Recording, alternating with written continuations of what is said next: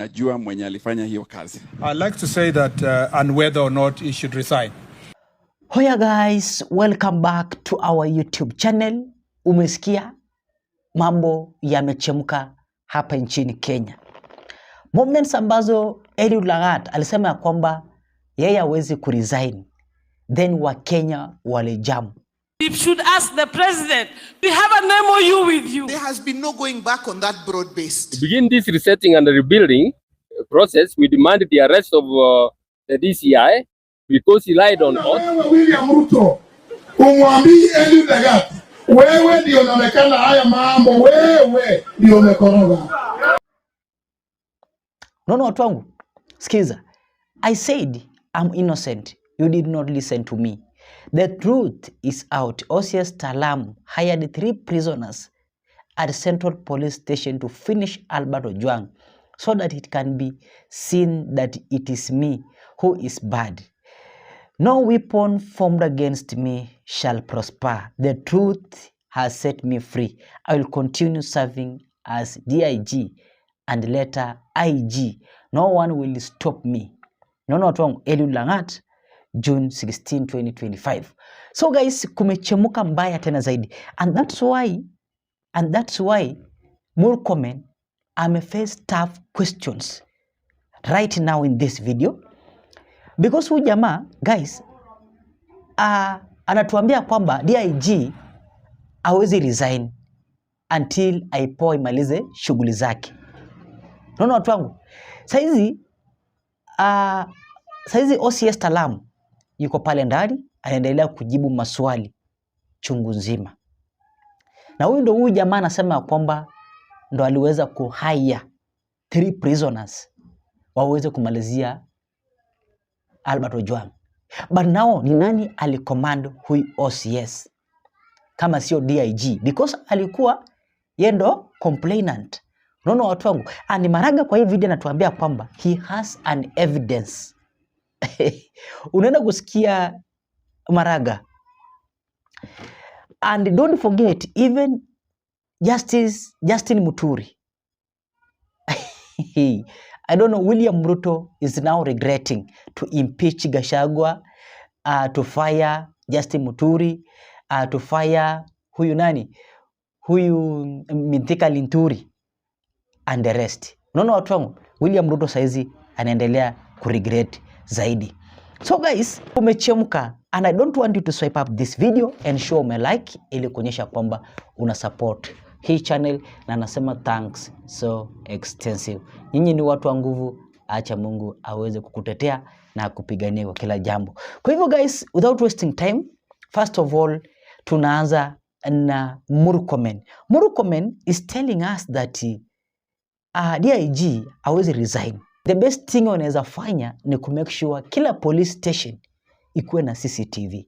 But na unaona wa Kenya, moments ambazo Murkomen anazungumza hivyo, ndo the more wa Kenya wanajam. Because saizi ndo issue tuko nayo ya ku make sure tunatatua hii mambo ya Albert Ojwang. Aliuawa aje?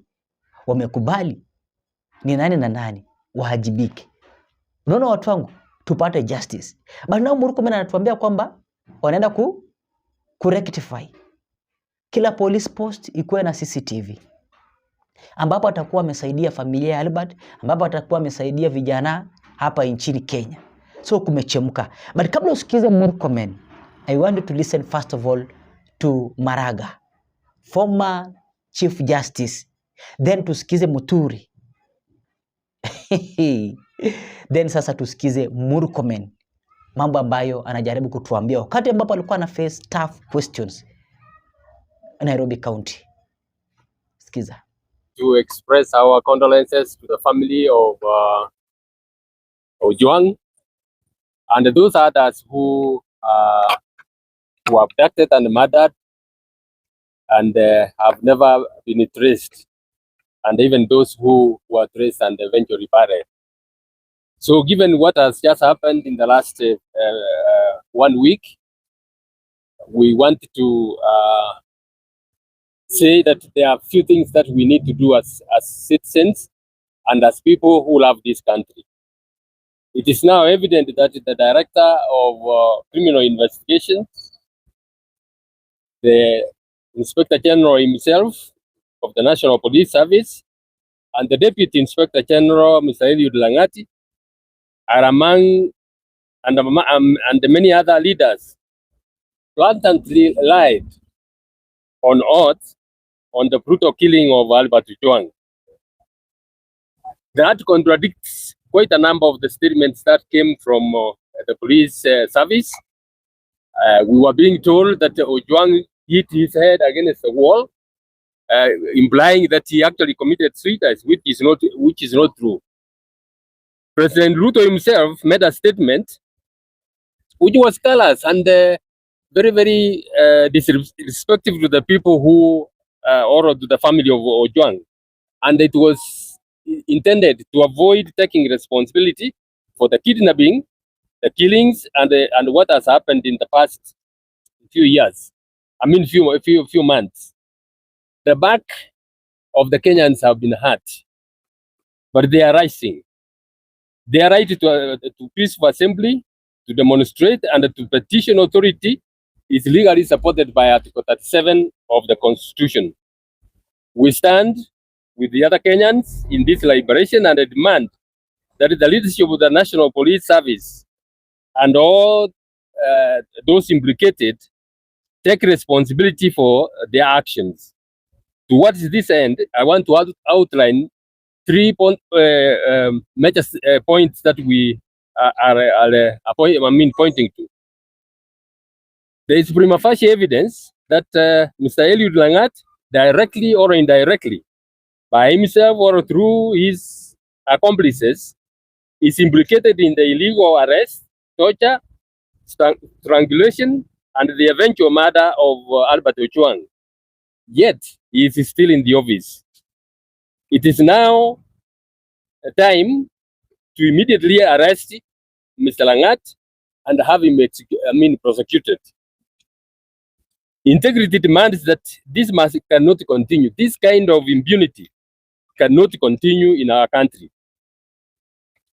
Number 2, as he stated, the 3 institutions charged with the maintenance of law and order, that's the National Police Service, the DCI, and the IPOA, have lied on oath.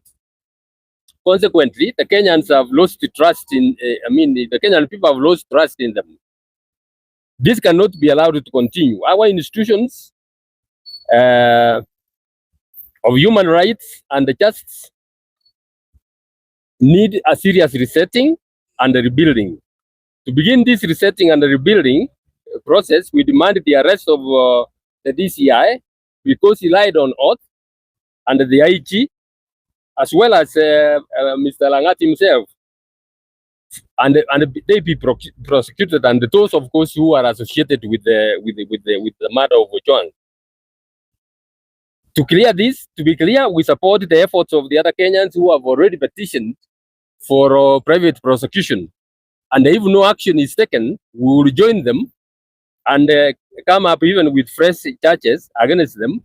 And we demand that this be done on or before the 25th of June this year. If that is not done, we will formally come out and join those efforts and demand for private prosecution. You know, the law provides for that.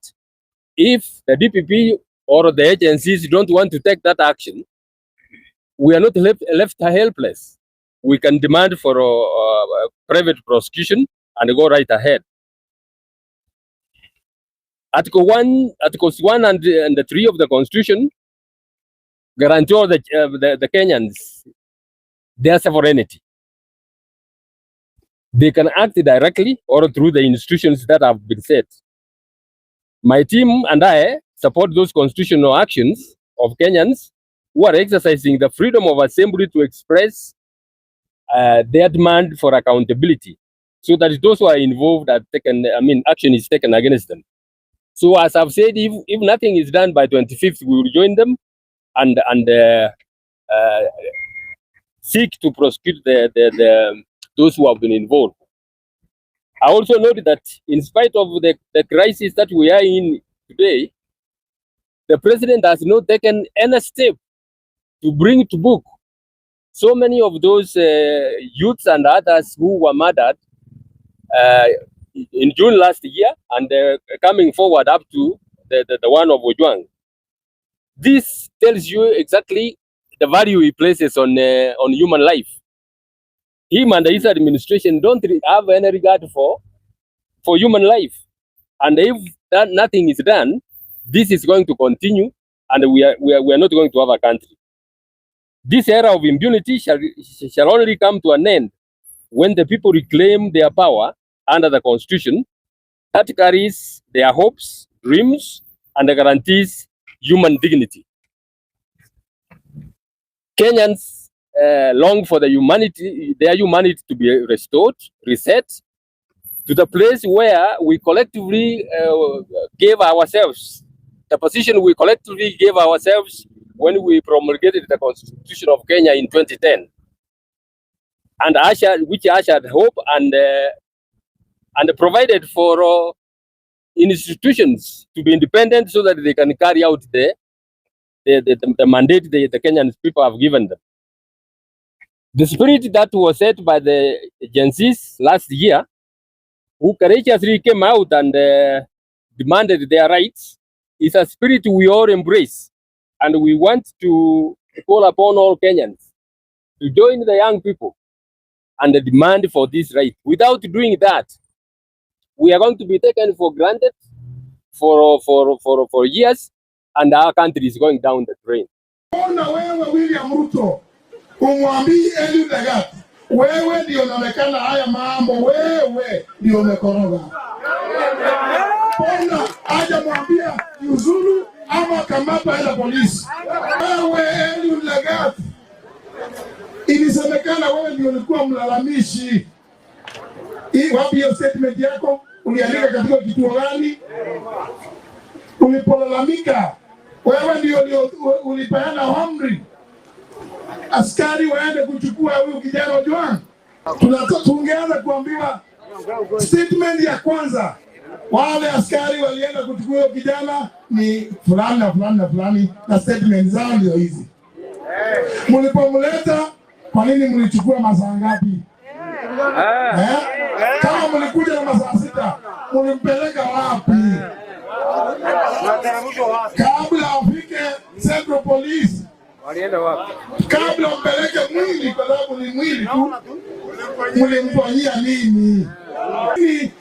Statement ya Eliud Lagat atuoneshwi. Kwa nini? Hata mzazi wake. Kwa nini? Wakati jensi waliandamana na mambo kaumana pale Nairobi na Kenya nzima, Rais William Ruto, wewe Ruto, ulimwambia IG Jabez Kome, tafadhali jiuzulu. Why the double standards? When it was Kome time, ulimuondoa mara moja haraka. Wakati ni Eliud Lagat na Kome, hakuna kitu alikuwa amefanya. Hata ndio amekosa. Hakuna kitu Kome alikuwa amefanya. Ni vile tu jenzi walienda na wakaweza wale wengine nguvu. Sasa huyu Eliud Lagat kila kitu inajulikana, yeye ndiye alianzisha. Sasa tunapeleka wengine, sijui OCS, sijui atule alikuwa na funguo ya sel. Kabla afike mambo ya sel, tunataka tuambiwe hii statement ya Eliud Lagat aliandikisha kituo gani, saa ngapi, tarehe ngapi? Na alipopeleka hiyo malalamishi yake, what was the action taken by whoever it is that he reported to? Hiyo mambo ifuatwe kwa njia taratibu. Ile kitu William Ruto anataka saizi ni kuweka uoga katika watu wa Kenya. Ndio hata siku ya kupiga kura wasioka kupiga kura. Hiyo tumeiona ikiwa tukiwa huko mbali sana. Ni hiyo baba tumesoma ikiwa ndani ya bahasha. Kwa hiyo William Ruto, hiyo mchezo tafadhali anza wengine. Anza mchezo mwingine, sio huo. Hapo ndo William Ruto ako na wasiwasi zaidi, because anaambiwa kwamba yeye ndo anaweza toa orders kwamba huyu DIG aweze kuresign. Because akitoa order hata saa hizi huyu jamaa ataresign. Hawezi hepa. That's why unaona macho yote iko kwa William Samoei Arap Ruto. That's why unaona watu kama kina Gladys Wanga na opposition wanasema kwamba tuko ndani ya broad based government but we want the truth. Ukweli wa mambo pia ni kwamba incident kama ya huyu Charles Ong'ondo kaspool tena constituency. And don't forget even Albert Ojwang pia anatoka upande wa kaspool constituency. Haki jatendeka kwa huyo Charles Ong'ondo, hiyo story iliisha hivyo hivyo. Saizi Albert pia akishazikwa hiyo story inaisha. Unaona watu wangu. Na wengine zaidi because Rigathi Gachagua is telling us William Ruto amefanya maovu mingi zaidi and ya Albert tu ndio iliweza kufichuka. Ndio iliweza kuonekana. They wanted just to kill him silently. Kummalizia. It was in relation to the role of the DIG in the question of the issue to do with the murder of Mr. Albert Ojwang. I'd like to say that, and whether or not he should resign.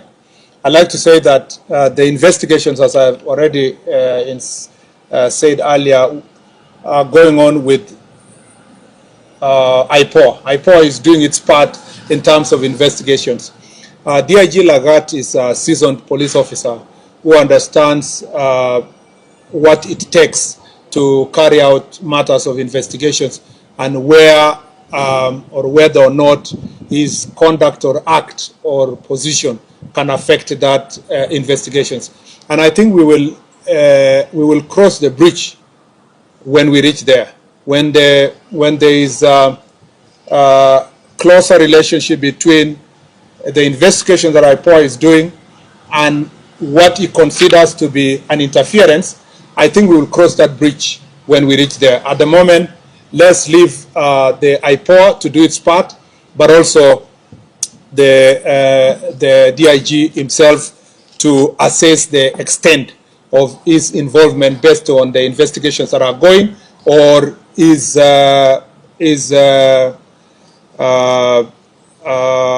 position vis-a-vis the investigations, and then make that decision when we cross there. I would not like to be the CS who will make the decision for him. It is important that that is achieved, the threshold of the investigations, where it is, and whether or not the DIG will see that his position or position in office is going to interfere with that investigation. I'm sure when that threshold is achieved, we will cross that bridge when we reach there. On the question of digitization of OB, this has been a long time promise, and I agree with you that it's been a promise from previous administration to now. We want to move it from promise to reality, and we know the reasons why this is serious. Is because if we have a digitized OB, it will help us to make sure that any reported incident can be tamper-proof. It can also be tracked to ensure that whether or not someone wanted to interfere or change the position of a particular reporting that was made. So we'll not have a situation where like we saw in the other incidents, that somebody had reported, there is allegations that the report was changed and so forth. So digitized occurrence book will really help us a great deal. And I have now given timeline. Maybe in the past there was no promise of timeline. I've given in the next 1 year, we would like to see a digitized occurrence book. And then lastly, Camilla has asked a very important question. When will police brutality end? We would like to see that police brutality ends now. It is the duty of any right-thinking member of society, including our cabinet secretary and government, to see that police brutality ends immediately. Because it is not right that police stations, for example, or police officers who are expected to protect the citizens are brutalizing citizens. But as you know, reality on the ground is that this is an area that governments and countries all over the world have struggled with over time. Even the most advanced democracies, like the case of the US with the George Floyd a few years ago. But very conscious societies will ensure that when an incident happens like the one for Mr. Albert Ojwang, you don't, as unfortunate as it is, you don't allow that incident to be part of the statistics. It's also an opportunity for us to rise up and say, what else can we do? Like in the instance that we have proposed here, what else can we do to make the police station safe in respect and honor of those who have suffered, like the case of Albert Ojwang? That way, we can put meaningful, we can have meaningful results based on the otherwise negative and terrible incident. We can be able to turn around and say, so that doesn't happen to any other citizen, this is an opportunity again to up our game in terms of reform. But if you ask me, this is an area that is long overdue. But as I read in my statement, we've made significant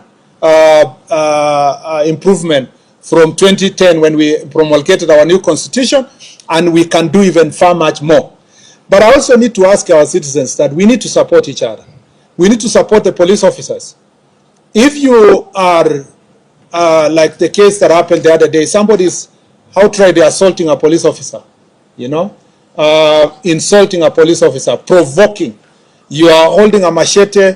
You know, you saw the case of Nakuru, someone having a panga and showing directly to the police officer. And we are all as Kenyans not enraged as if a police officer has shown or pointed a gun to a civilian. It should apply both ways.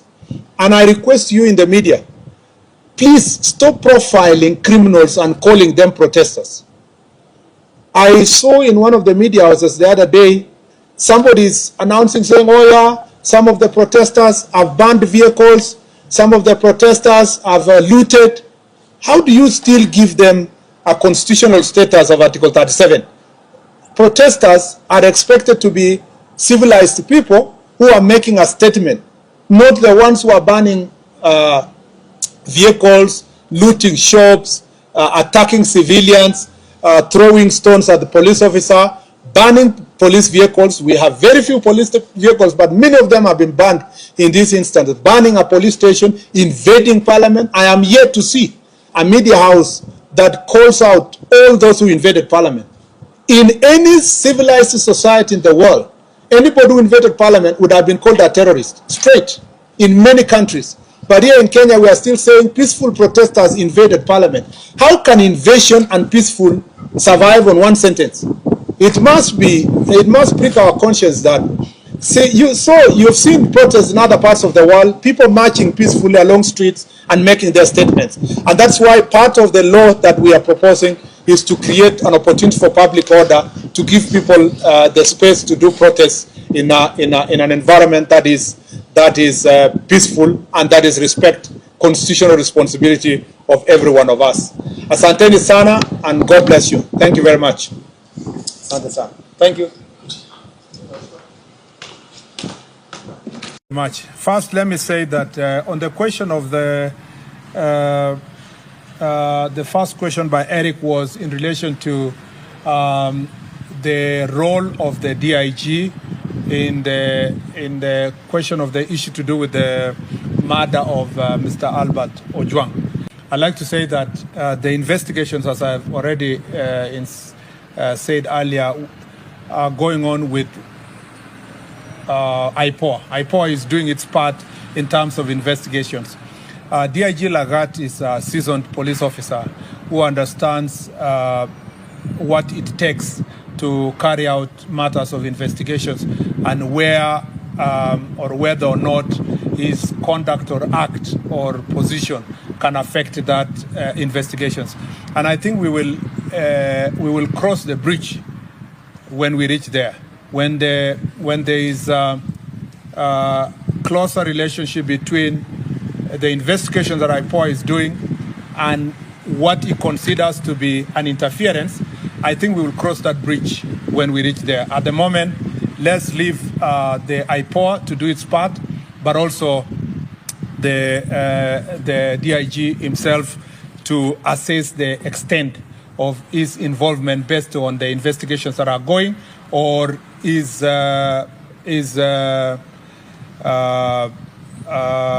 position vis-a-vis the investigations, and then make the decision when we cross there. I would not like to be the CS who will make the decision for him. It is important that that is achieved, the threshold of the investigations, where it is, and whether or not the DIG will see that his position or position in office is going to interfere with that investigation. I'm sure when that threshold is achieved, we will cross that bridge when we reach there.